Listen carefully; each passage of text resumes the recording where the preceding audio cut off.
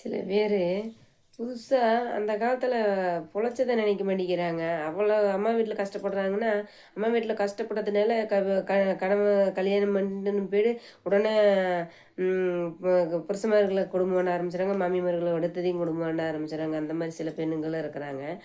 சில வீட்லேயுமே அம்மா வீட்டில் கஷ்டப்படாத நாம் வந்து என்னன்னா சில பேர் வந்து அம்மா வீட்டில் நல்லா செல்வாக்காக வாழ்ந்தவங்க வந்து சரி வீட்டுக்கார வீட்டில் ரொம்ப இல்லாதவங்களா இருந்தாலும் கஷ்டப்பட்டதாக இருந்தாலும் அனுசரித்து வர்றதாலுமே மாமியார்கள்லாம் குடும்பம் பண்ண ஆரம்பிச்சுறாங்க, அவங்கள குடும்பம் பண்ண ஆரம்பிச்சுறாங்க. அந்த மாதிரி இருக்கிறவங்களும் இருக்கிறாங்க.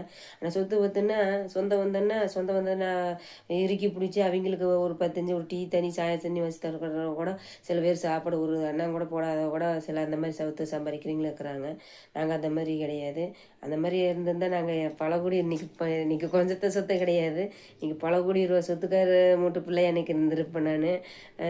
எத்தனை இடம் எத்தனை காசு வேணும், ஒரு நாளைக்கு செலவு பண்ணுற காசு இந்த காலத்தில் ஒரு மாதத்துக்கு கூட இல்லை, ஒரு வருஷத்துக்கே காலம் தள்ளிடுவாங்க நாங்கள் செலவு பண்ணுற காசுக்கு. அப்படி ஒரு செலவு பண்ணி அப்படி அம்மா செலவு பண்ணி அப்படி இருந்தாங்க. ஒரு மாதம் செலவு பண்ணுறத ஒரு வருஷமே காலம் தள்ளிட்டு வந்துடுவாங்க.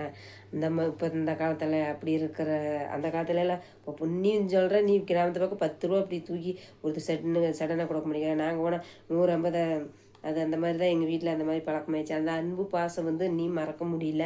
அப்படி வளர்ந்தீங்க. எனக்கு வந்து வயக்காடு இருக்கிறவங்க கூட அந்த மாதிரி இல்லை. அந்த மாதிரி தொழில் அம்மா அப்பா எல்லாம் சொந்த தொழில் பண்ணி நெல் மூட்டை வந்து அம்மா வந்து தலையில் ஒன்று இடுப்பில் ஒன்று நெல் மூட்டை அப்படி சம்மந்து நெல் மூட்டை அடுக்கி வச்சுருப்பாங்க வீட்டில். இன்றைக்கி வந்து வயக்காடு இன்றைக்கி போனாலும் அதை தான் சொல்கிறாங்க.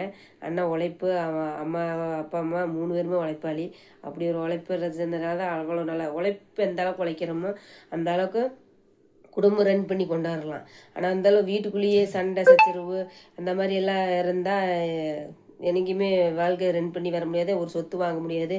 அம்மா எத்தனை சொத்து எத்தனை இடம் பல 4 5 6 7 8 பக்கம் வாங்கி போட்டு அப்படி பொழைச்சிங்க. அது வந்து எப்படி பயன்படுத்த தெரியல. அம்மா அப்பாவுக்கு சந்தனம் எல்லாம் பண்ணி அவங்களுக்கு சொத்தை விற்றுனாலும் இதாக ஒருத்தர் வந்து கேட்டாங்கன்னா அந்த சொத்துக்கு வந்து இன்னும் 7 சென்ட் இடம் வாங்கி போட்டாங்க. ஒரு பக்கம் 5 சென்ட், இன்னொரு பக்கம் 3 சென்ட்.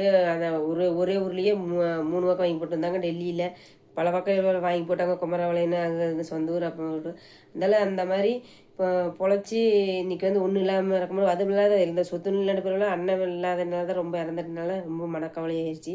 இருந்தாலும் சில பேருக்கு சொல்கிறேன், அடுத்தவங்க மனசை நோக்கடிச்சு அடுத்தவங்க சொத்தை அபகரித்து திங்கவெல்லாம் அத்தனையும் கஷ்டப்படுவோம். உண்மையாக நேர்மையாக இருந்தாமல் கண்டிப்பாக கடவுள் வழிகாட்டுவார். இதுதான் உண்மை. ஏன்னா வந்து இன்னி வேலை நாங்கள் கஷ்டப்பட்டதே கிடையாது. மற்றவங்க தான் எங்களால் கமுத்தி விட்டுட்டாங்க. எங்களை வந்து கீழே